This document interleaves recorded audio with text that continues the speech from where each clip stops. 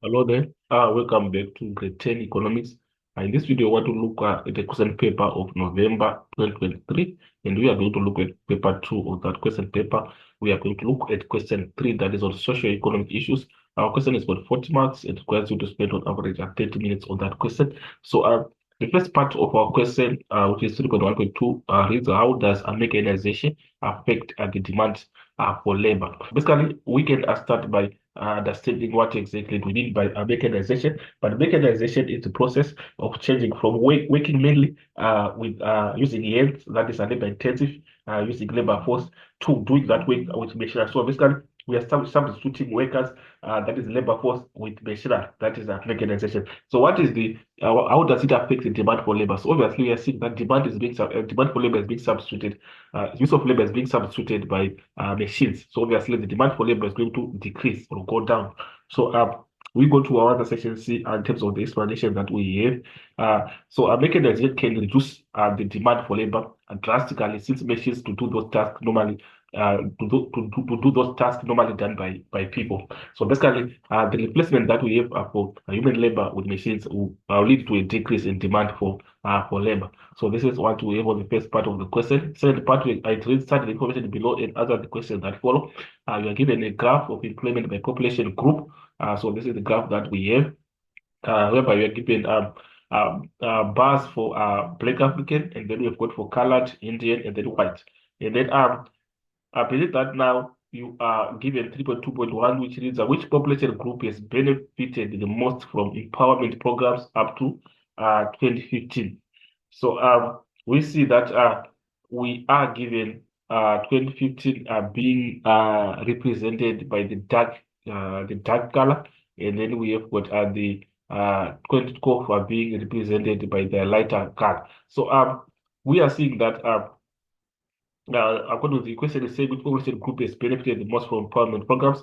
So we are seeing that there is a bigger increase in Black African, as we are seeing there. Here we have got 2012 and then 2015. So obviously, the increase that is there is bigger than any other as compared to a colored, Indian, and white. So we have a Black African as the correct answer that we have here. Then we go to the next question. Next question reads, which institution published information related to the labor force in South Africa? So obviously, the institution that publishes statistics, we know that it's State SA or Statistics South Africa. So that's the response that we have on 3.2.2. So you can just try to check here. You see that what State SA is our response. So we can move on to the next question. So we go to the next question. It reads, mention any two ways in which people could be marginalized.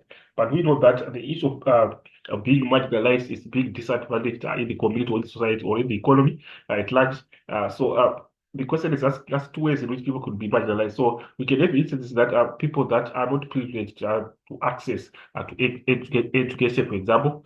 Those people can be marginalized. And also the poverty-stricken people, also those people that are under poverty are also marginalized. So remember, when I say marginalized is related with the group of people that are being disadvantaged in the economy. So basically, those are the two ways in which people could be marginalized. Then we can try to see according to responses. What we have in terms of we have got a list of them, but the question only requires two. The first one is saying through limited access to education, low skills levels, and investment training. So this can also be marginalized. Then second, with widespread poverty amongst low wage earners and the unemployed is the second one. Then third one is gender and age. And then we've got inadequate protection, that is legislation for some low wage earners such as farm workers and domestic workers. Then lastly, we've got geographical location, rural versus urban opportunities. So we can also have marginalization being based on the location, and that's the geographical location. In terms of people that are in the rural areas are regarded as more disadvantaged than the ones that are in the urban areas. So this is what we have on 3.2.3. Then we move on to the next part of the question, which is now 3.2.4, which is saying explain the term economic marginalization. But we know that economic marginalization means that people do not have the same chances or than others to contribute to or benefit from the economy. So if you don't have the charges that are having some other people in terms of contributing or benefiting from the economy, we say you are marginalized. So basically, that's what we have on the explanation of economic marginalization. Economic marginalization. So we go to uh, uh, 3.2.4 and see the explanation that we have in terms of economic marginalization. We are having barring or excluding other groups of people from participating in economic activities and decisions. So this is the brief description that we have in terms of economic marginalization. Then we go to the next part of the question, which is now 3.2.5, which says discuss any two-point options that could be implemented to reduce economic marginalization. Obviously, we were explaining on ways in which people could be marginalized. So on options that could be implemented to reduce economic marginalization. We are just looking at those situations and see how we can resuscitate people from that. Remember, we are looking at lack of access to education can cause marginalization. So obviously, by providing education to those people also can be an option that could be implemented to reduce marginalization in that respect. We go to our other section and see a list that we have in terms of 3.2.5. First one, by educating and training the affected people in order to improve their quality of life and help with economic growth in the communities can be one of that. And then another way is the government should provide better social infrastructure. And then progress on empowerment of these groups should be monitored. And then provision of skills training for young women and men of entrepreneurship and small business development. Then poverty alleviation through community-based job creation schemes in rural and urban areas. So this one is just trying to resuscitate people from poverty, and then empowering young women for long-term livelihood security. So these are the list that this is the list that we have. But if you go back to our question, you'd see that uh, if we go back to our question and try to see what we have, the question is asking us for two options. So you can just choose two from the list that we have. The question is 4 marks, which means each option with 2 marks. So that's what we have. On the next part of the question, that is on 3.3, which says study the extract below and answer the questions that follow. You are given an extract of expanded public works program, that is EPWP. Then it reads the EPWP aims to increase employment opportunities for the vulnerable and poor through labor-intensive programs instituted by the government. They focus on the creation of infrastructure and physical services, for example, cleaning invader plants. The EPWP is a governmental effort to create both short-term or ongoing work opportunities. The target for phase one was to create or e million for million opportunities. A total of 1.4 million work opportunities were created by the end of the first 5 years. So 1.4 million work opportunities were created by the end of the first 5 years. So this is information given, and then 3.3.1 reads for what does the abbreviation EPWP stands for. So the extension that we have on EPWP is that it's expanded public works program. Expanded public works program. I think we are given it there. So very simple. Expanded public works program here. That's the that's what it stands for. Our question has got 1 mark. So 3.3.2, how many job opportunities were created by the end of the first 5 years? But we are told that here a total of 1.4 million work opportunities were created by the end of the first 5 years. So basically we've got 1.4 million. So that's the response that we have on this part, which is 3.32. Then we go to the next one, briefly describe the concept labor-intensive industries. But we know that labor-intensive industries are industries which require a large amount of labor to produce goods or services. So basically, the greater proportion of the work is being done by human labor. So that's labor-intensive.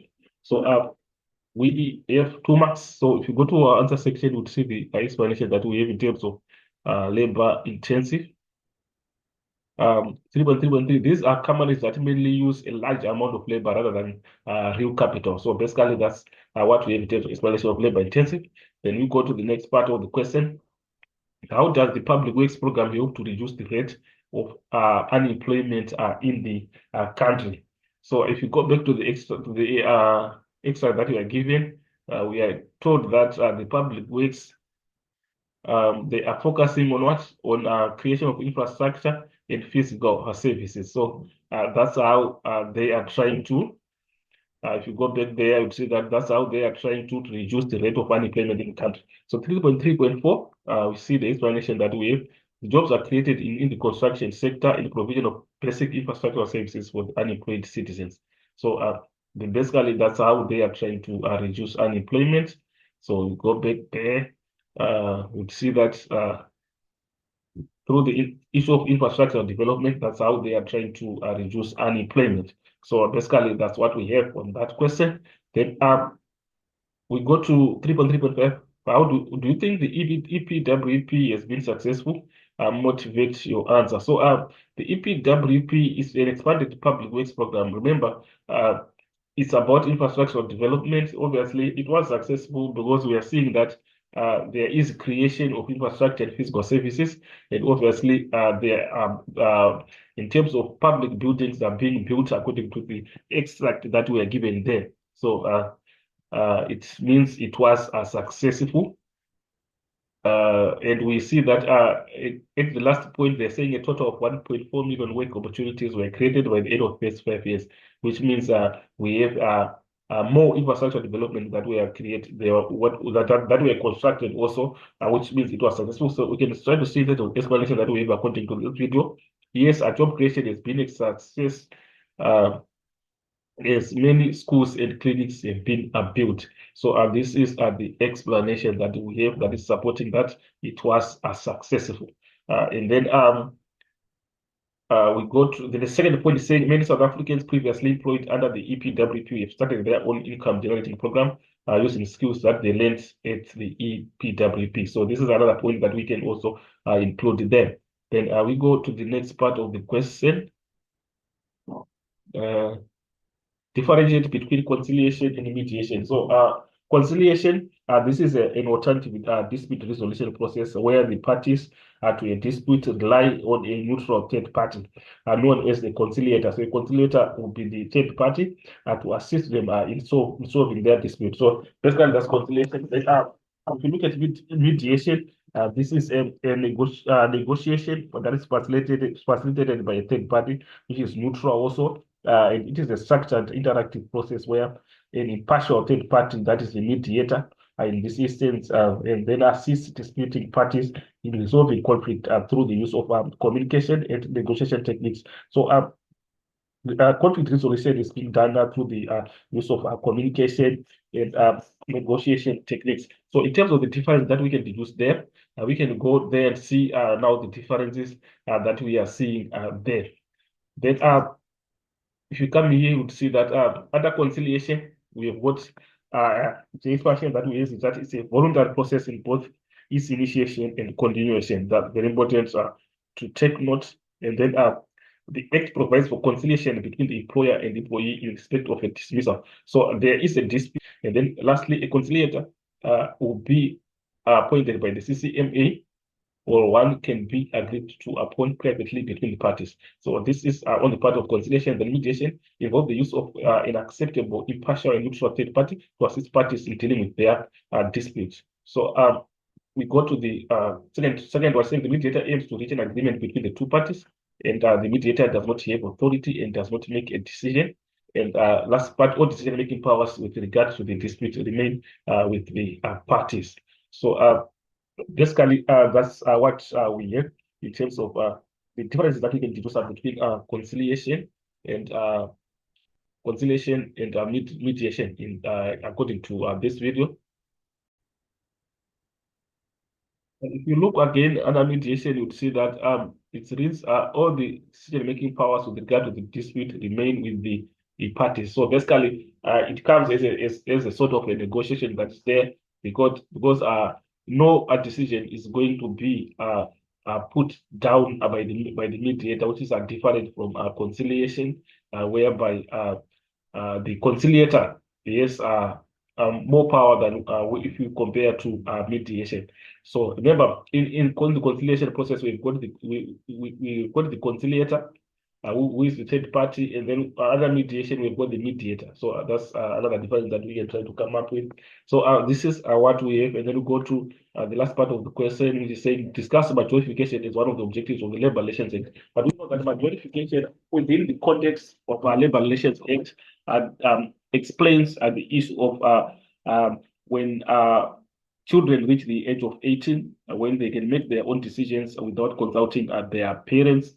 Basically, that's what is a majorification. So whenever a child reaches the age of 18, is regarded as a major. So basically, that's what we have. So our question is saying discuss majorification. Majorification is one of the objectives of the Labor Relations Act. So if you go here to our answer section, you will see that the first point is saying when a person reaches the age of 18 years old, they are considered a major.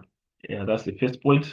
And then this means that they are able to enter into contracts and conduct their own employment matters without needing consent from their parents or guardians. So it's exactly as we're trying to explain. Then before a person reaches the age of 18 years old or they have reached their school living age. So take note. Then the last point, children may not be employed in a position that is inappropriate for a person for that age. So given the opportunity of being employed, it should be a position that is appropriate for the child, that is not above the ability of or the capacity of the child. So basically, that's what we have according to this video. Hopefully, the video was helpful. Let's subscribe to our channel. Let's share the link to our colleagues who are doing great trade economics. More typical examination questions are going to be uploaded on this video. Let's get notified. Let's turn on the notification button so that when we upload new videos, you get notified.